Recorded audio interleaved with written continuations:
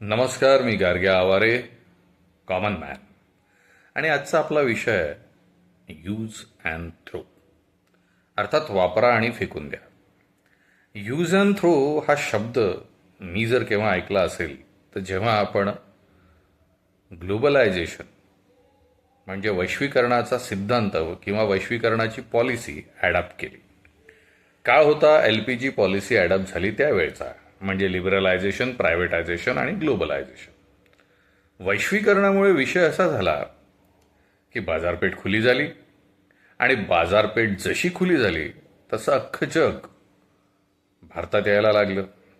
हळूहळू ब्रँड्स यायला लागलेत आणि विदेशात असलेली एक गोष्ट म्हणजे काय, तर एखादी वस्तू, एखादं प्रॉडक्ट तुम्ही जर वापरताय तर ते तुम्ही वापरा आणि त्याचा वापर झाल्यावर ते फेकून द्या. त्याच्यामुळे यूज अँड थ्रो ही टर्मिनॉलॉजी 94-93च्या काळात कुठेतरी भारतीय मार्केटमध्ये किंवा भारताच्या बाजारात शिरली. आता विषय कसा झाला, अगदी साधं उदाहरण पाहू. साधारणतः माझी पिढी पेन असतं ना, आपलं पेन, ते पेन बदलवत नव्हतं, त्याची कांडी नवीन विकत घेत होतं. पण मग त्यावेळी एक मोठी कंपनी जगभरातली भारतात आली आणि त्यांनी पेनाची किंमत ठेवली ₹3 आणि कांडीची किंमत ठेवली ₹2.5. मग काय झालं, आम्ही पेन संपलं की कांडी बदलवणं बंद केलं. आम्ही काय केलं, नवीन पेन वापरायला सुरुवात केली आणि पेनाबद्दलची आमची असणारी आस्था आता नष्ट व्हायला लागली होती. पेन कांडी संपली की पेन वापरात येऊ शकत नाही, ही आस्था रूढ झाली आणि यूज अँड थ्रो हा कन्सेप्ट साधारणतः ज्या ज्या ग्राहकांना लागणाऱ्या वस्तू आहेत त्यामध्ये वापरणं सुरू झाल्या. त्याआधी मग भारतात काय होतं, तर त्याआधी भारतामध्ये रिसायकलिंगचं आपल्या संस्कृतीत एक वेगळं कल्चर होतं. तो आपल्या संस्कृतीचा भाग होता. रिसायकलिंग म्हणजे पुनर्वापर. उदाहरणार्थ, तुमचा पॅन्ट खराब झाला तर पॅन्टच्या थैल्या व्हायच्या. थैल्याही जर खराब झाल्या तर त्याचं पाय पुसणं व्हायचं किंवा पुसणं व्हायचं.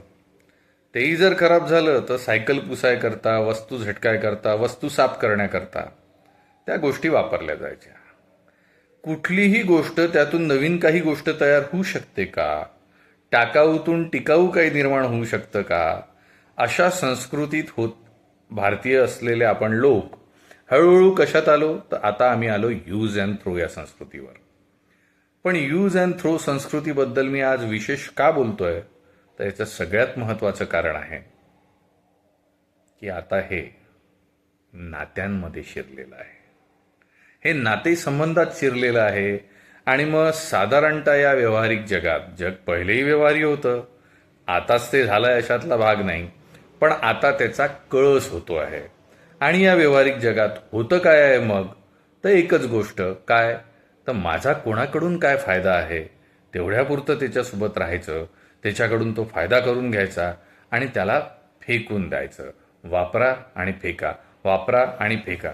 हे प्रोफेशनल रिलेशनशिपमध्ये जसं झालंय तसंच ते वैयक्तिक पर्सनल संबंधामध्ये सुद्धा झालेलं आहे. आणि याचा दुष्परिणाम काय जाणवतोय, तर वाढलेल्या वृद्धाश्रमांची संख्या.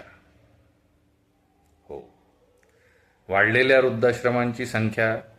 आता स्प्लिट होत आहेत कुटुंब, न्यूक्लिअर फॅमिलीज होत चालल्या आहेत, छोटे छोटे कुटुंब होत चाललेले आहे. याच्यामध्ये आज प्रत्येकजण स्वतःचं विश्व तयार करत आहे, पण या विश्वामध्ये फक्त मी, माझी बायको, माझी मुलं असं कुठं तरी होत चाललं आहे का, त्याच्यामध्ये इतरांना जागा आहे की नाही आहे.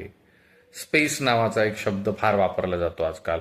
मला माझी स्पेस पाहिजे. अरे कुठली स्पेस पाहिजे, ही स्पेस जी आहे, ही स्पेस जर जुन्या लोकांनी सांभाळली असती तर इतके 11-11 मुलं, 6-6 मुलं, 7-7 मुलं असे मोठे परिवार जुन्या काळात होते. फार जास्त नाही, आतापासून 2 पिढ्यापूर्वीची ही गोष्ट आहे.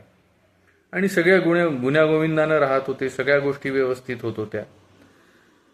आता आपणाला आपले साधे नवसाचे 1 अन् 2, त्यात स्पेस, त्यात आता माझं काम झालं आहे.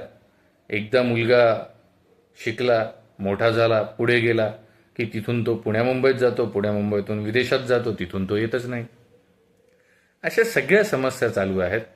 आणि मग कुठेतरी हे सोशल मीडिया, आभासी जग यात खूप छान राहायला आवडतं आपल्याला. पण मायेचा ओलावा असलेलं आपलं जे स्वतःचं जग निर्माण करायचं आहे, तिथं कोण आहे आपलं? आणि सातत्यानं प्रत्येक गोष्टीला एक फायदा आणि नुकसान या गोष्टीतूनच बघायचं का? एक प्रॉफिट आणि लॉस स्टेटमेंट म्हणूनच प्रत्येक गोष्टीला बघायचं का? याला अर्थ उरत नाही. तर या बाबतीत आपण निसर्गातून शिकलं पाहिजे. फूल का फुलतं? नुकसान, प्रॉफिट या बाबतीने फुलत नाही. ते फुलताना जे तुम्ही फुल बघता ते प्रत्येकाला आनंद देण्यासाठीच फुलत असतं. हा सगळा विषय आहे. आणि म्हणून नातेसंबंधात जर एवढा कृत्रिमपणा यायला आजकाल लागत असेल आणि केवळ वापर करून बा माझा फायदा काय होतो तो तिथपर्यंतच येणे, गोड बोलणे, राहणे, कुरवाळाने असं जर होत असेल तर असल्या लोकांपासून दूर राहिलेलं बरं. त्यांना सरळ म्हणायचं, थोडं अंतर असलेलं बरं. हरकत नाही. तर हे यूज अँड थ्रो नाही, तर आपल्याला कायमची आपल्या हक्काची आणि प्रेमाची लोकं जोडायची आहेत. ती 4 असली, 2 असली तरी पुरतील, पण ती कायम आपल्यासोबत राहिलेली केव्हाही बरी. नमस्कार. आणि हो, या चॅनलला तुम्हाला जर आवडत असेल तर सबस्क्राईब करा, लाईक करा आणि हे जे विचार आहेत हे शेअर करा. धन्यवाद.